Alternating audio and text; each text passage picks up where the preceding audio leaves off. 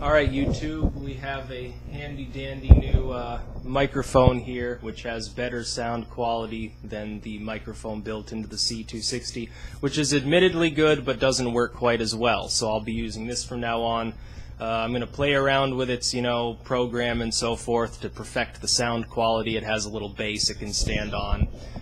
So we're going to see how this works. This is sort of a first test video. And it'll be better for music as well. But there's bigger issues right now in the Middle East as before. First, however, my prediction appears to be coming true. That Obama's approval just sunk like a rock over the course of the last 24 hours to 42% approval, 53% disapproval. Now, any individual poll doesn't matter. It doesn't matter what company's releasing it, how accurate they are. You have to aggregate them together to really get a clear picture. I use Real Clear Politics because it aggregates about 10 different polling companies, and that's the way that it should be because all of them have margin of error, all of them have inherent bias. So I look at RCP. I wouldn't be surprised if this, on the new Iraq news, drops 2 or 3 more points, at least to the point that it was at right after the Obamacare disaster, the website rollout, when it was at the lowest point that it's been on this chart. And the reason why I say that is this. This is a story, link in the description, from WND. Iraqi Air Force evacuating besieged American contractors. No help from U.S. military as escape routes cut off. I am anti-war in a general sense. I opposed the Iraq War. I opposed the war in Afghanistan. I think they were terrible ideas. I think Bush fucked up. But Obama currently is the one in office. I don't care how many people try to blame it on Bush. Anything that happens over there right now is a failure of Obama's policies, and if they are related to a Bush-era policy, then he is the one responsible for doing away with it and replacing it with something that works, which is something that he simply has not done. And I'm getting front-lit here by the sun because the weather is currently changing. New York. A U.S. contractor in Iraq told WND, the Iraqi Air Force has begun evacuations from Balad Air Force Base where 200 American contractors were trapped by the al-Qaeda-inspired jihadists who have seized control of 2 cities and are now threatening Baghdad. I'm not going to read through this whole story. However, suffice to say, what apparently has happened is that the Iraqi Air Force got the green light to evacuate these people, which is great. They evacuated some of them, and then ISIS showed up on the front door and started hurling grenades and firing on this base. The contractors inside apparently are safe currently, but it's only a matter of time before they break down the gate, enter this base, capture it, along with any equipment or weapons that might be there, and probably kill all of the contractors. The problem seems to be now that they're there, they can't be evacuated because the Iraqi Air Force doesn't have the technology and training necessary to go into that sort of zone and evacuate these contractors. These are Air Force contractors. These are desk jockeys. These are people who push paper all day. They're clerks. There are probably a few actual guards there that know how to fight. The rest of them, they're lightly armed, if armed at all. They don't really have any combat experience. They're certainly not going to be able to stand up against a force that just overwhelmed Mosul and took all of the aircraft. They took all of the missiles. They took all of the small arms. They raided the banks and got $500 million, I believe, if I heard correctly, in gold. They are amassing thousands more troops because they're either forcing people into service and giving them weapons and say, go jihad these Americans and these Shiites, or they're getting volunteers joining their ranks who actually believe in this sort of nonsense. So Obama has just told the Air Force to stand down and not do anything, probably because he's worried that we'll send a few planes in there and they'll get shot down by anti-aircraft. So what are we supposed to do? We've got apparently at least 100 or 200 contractors in this base completely cut off from the Iraqi soldiers that would otherwise be protecting them, and it's not clear that they would be able to protect them either. You've got to remember, when the ISIS fighters arrived in these other cities, only a small proportion of the soldiers that we ourselves have trained even fought. Most of them dropped their guns, took off their uniforms, and went home. Others fled. Others fought briefly, chickened out, and went home. Nobody stood in their way. Thousands and thousands of troops left the battlefield when they possessed superior numbers. They had superior firepower. They could have easily fought off the ISIS fighters, and you know what it is? Most of the fighters in that part of Iraq don't even support the Iraqi government. They're there for their check and to smoke hash all day. I also saw people saying, oh, yeah, I was there. I saw these people smoking pot all day. They're there for the money. They don't care about anything else. Only in the southern parts of Iraq, where there are Shiites and Kurds and so forth that might have signed up, will you find that they'll actually actively resist ISIS. So Obama, rather than doing what he should do, which is some sort of intervention at least for these contractors, is doing nothing.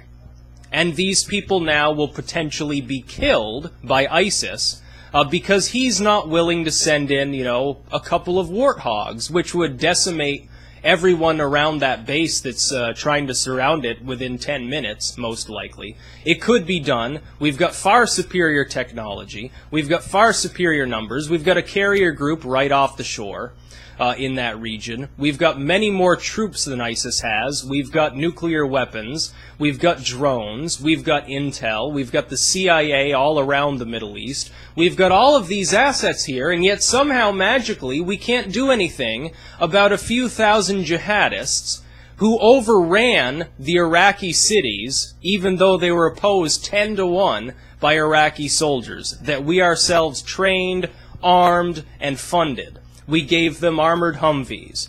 We gave them mine-resistant vehicles. We gave them tanks. We gave them helicopters. We gave them small arms. We gave them anti-missile systems. We gave them everything that we could possibly do to try to stabilize the country.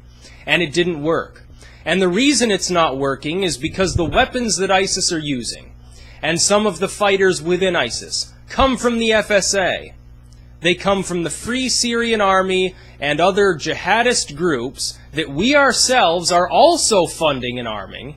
But Obama naively believed, it seems, this is how it seems to me, that they would stay in Syria, fight Assad, and that no violence could possibly spill over the border into Iraq. A state with apparently totally poorly trained troops with dubious loyalty who abandon at a moment's notice because all they want is the money involved. Then we get reports that at least one of these people in ISIS higher up ranks is a former general under Saddam Hussein. And people are saying, well, is this actually an attempt to reinstate the same government Saddam had? Arguably, it would be more stable if that happened, because at least Saddam used to kill al-Qaeda agents and used to beat up on jihadists for a Sunday celebration. But things are going wrong in this country, and no matter how anti-war you are, and I would be among those ranks of saying we shouldn't be getting involved in all of these third world nations. It's a bad idea. We usually make things worse in the long run. We should have learned our lesson from Korea and Vietnam. We did not. We didn't learn our lesson from the Gulf War. We didn't learn our lesson from Iran. So yes, I can stand against war, but if you've got contractors in a country, and they're under attack by jihadists, which supposedly this country's fighting against, wouldn't it make sense to at least give the Air Force the green light to attack those specific militants in that area and airlift these people out? Because the Iraqi military's not going to do it. They're terrified. They abandoned, they ran from the trenches, so to speak, as soon as they saw ISIS 10 miles away. They didn't even need to run. They could have overwhelmed them. It's because they don't care. They do not have the will to fight. It doesn't matter how much training and money and armaments you give an army if they have no reason to fight. They're going to run or lay down their arms and join the other side, or they're just going to say, fuck it, I don't care, and they're going to smoke their hash in the trenches. That's exactly what happened here, and Obama's oblivious. And it's sad, because Boehner normally says off-the-wall stupid things. And yet he said the smartest thing I've heard from D.C. in months, which is that Obama's taking a nap when it comes to Iraq. And it's true. Obama sits back. He came out and gave a speech and said, there will be no troops on the ground under any circumstances, apparently. Even though there are circumstances that could happen there would force us to put our troops on the ground. He said there will be no troops, but we're looking at other options, so for the next few days I'm going to look at them. It took ISIS less than 72 hours to overrun 2 of the largest cities in Iraq and consolidate twice as much territory as it previously held, in a sort of blitzkrieg Zerg rush. Which didn't, by the way, even really involve a Zerg rush because they were outnumbered, and yet they won.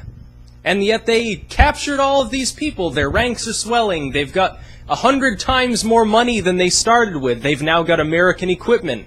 Some of our best equipment that we gave to the Iraqi military, ostensibly to fight off the Iranians if necessary. Now, Iran is actually sending soldiers into Iraq. They're helping fight ISIS. They're saying, get away from our borders. If you come near them, we'll bomb you.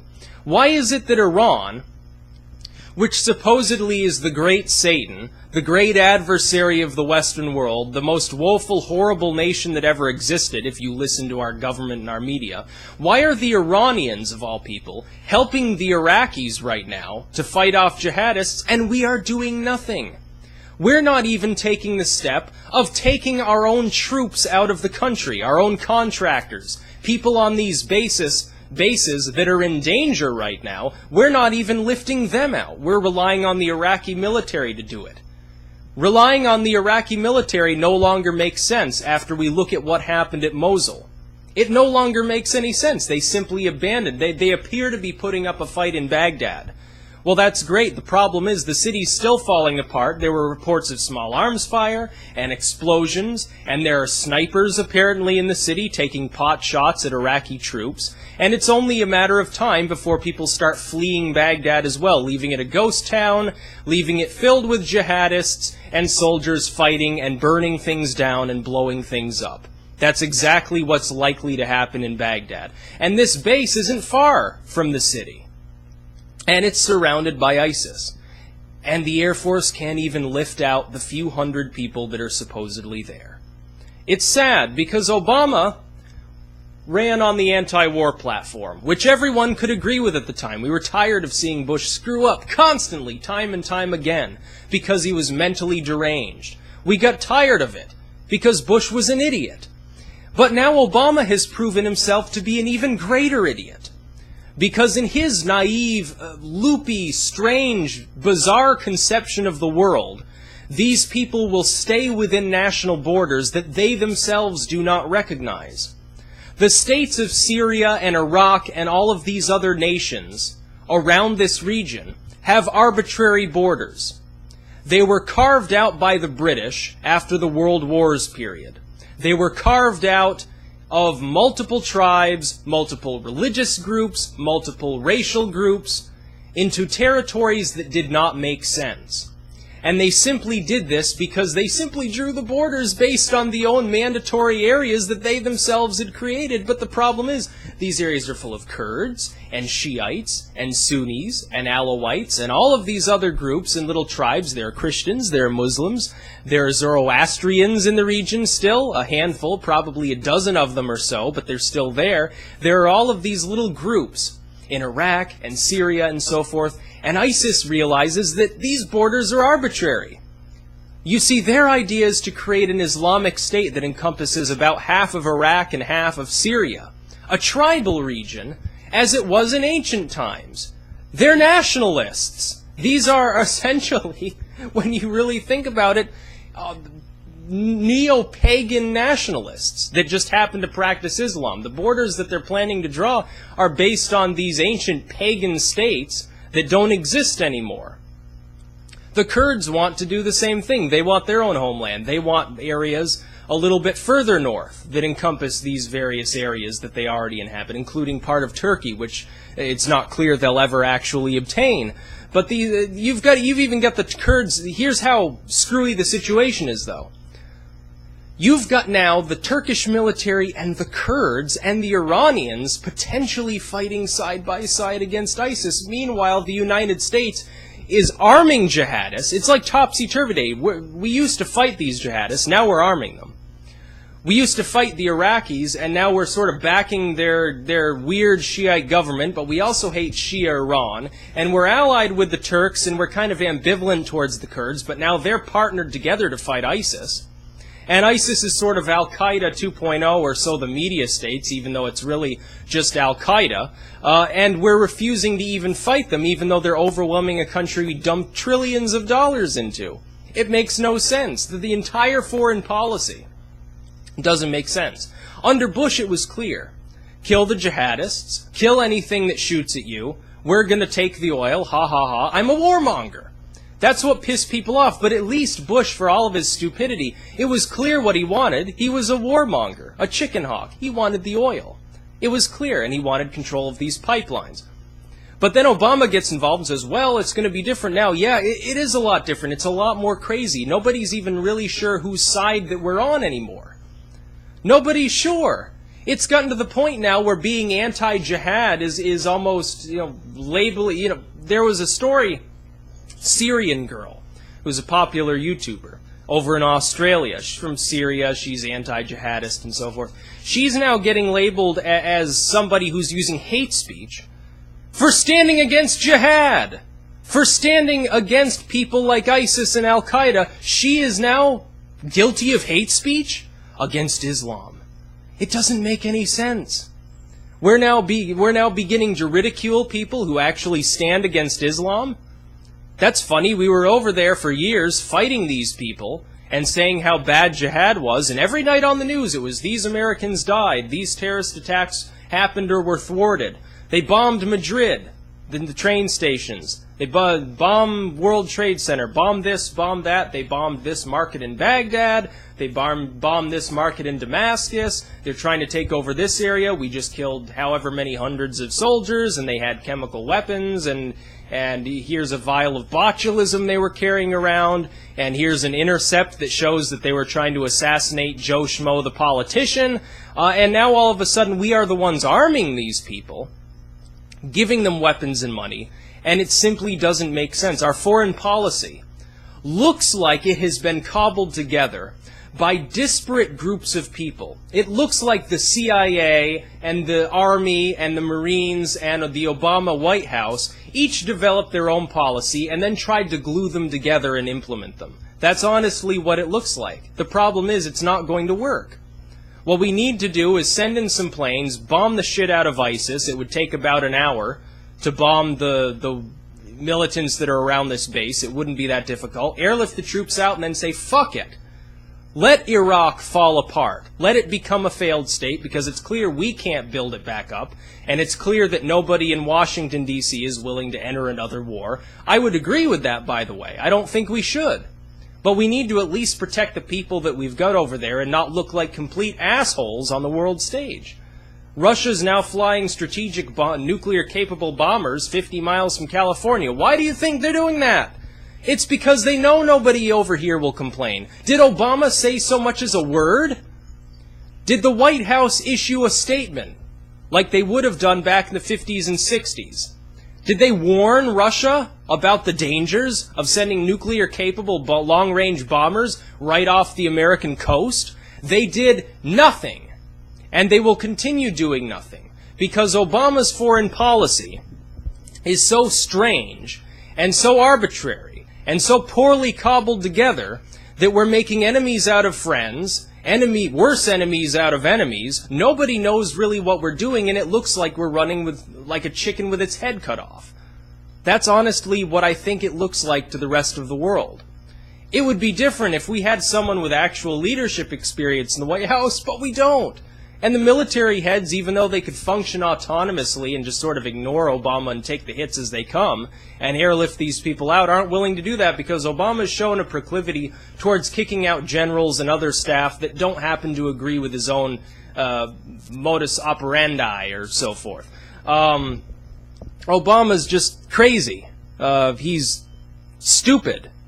I hate to say it. Somebody that I voted for is a retard. But that's what it appears that Obama is. It's really sad, because we should be doing better than this. At the very least, we can get all of our own citizens out of this godforsaken hellhole of a desert over there in former Samaria and let them collapse. Let ISIS take over. They're going to create a failed state anyway. It's not like these jihadists have the capability of leadership. Let them form this failed state. Let the Iranians bomb them. Let the Turks bomb them and take back the land. Let the Iraqi government stand out. Let Assad bomb them. It doesn't matter. These are jihadists. These are supposedly the people we're fighting against. Now it looks like we're actually on their side and letting them do what they want. So let them do what they want. See how long they live. If Iran completes the bomb and then decides to bomb them with a nuclear warhead, we shouldn't complain. Because it's our own foreign policy under two administrations that is